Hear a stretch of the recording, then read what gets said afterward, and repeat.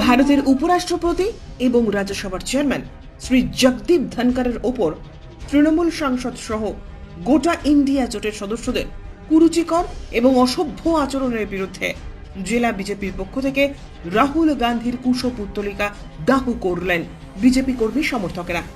এদিন তারা বিজেপি জেলা কার্যালয় থেকে একটি মিছিল বের করে রায়গঞ্জ শহর পরিক্রমা করে রায়গঞ্জের ফুয়ারা মোড়ে এসে রাহুল গান্ধীর কুশপুতুলটি দাহ করে বিক্ষোভ দেখাতে থাকেন।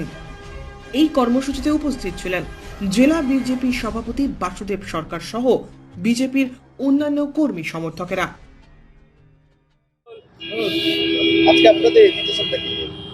রাজ্যসভার স্পিকার, দেশের উপরাষ্ট্রপতি মহামহিম জগদীপ ধনকরকে যেভাবে ইন্ডি জোটের নেতারা, তৃণমূলের সাংসদ কল্যাণ ব্যানার্জি মিমিক্রি করে, তাকে উপহাস করে, তার শারীরিক গঠন নিয়ে যেভাবে তাকে অপমান করেছে, দেশের উপরাষ্ট্রপতির অপমান মানে দেশের অপমান।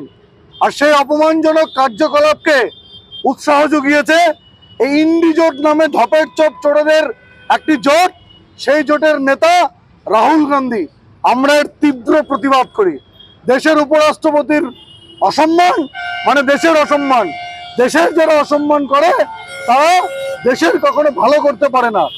তাই আমরা এই ঘটনার পরিপ্রেক্ষিতে ইন্ডি জোট, কল্যাণ ব্যানার্জি, রাহুল গান্ধী, ইন্ডি জোটকে ধিক্কার জানিয়ে ইন্ডি জোটের কুশপুত্তলিকা দাহ করে আমরা এর প্রতিবাদ জানালাম আজকে রায়গঞ্জ শহরে। উত্তরের প্রহরী।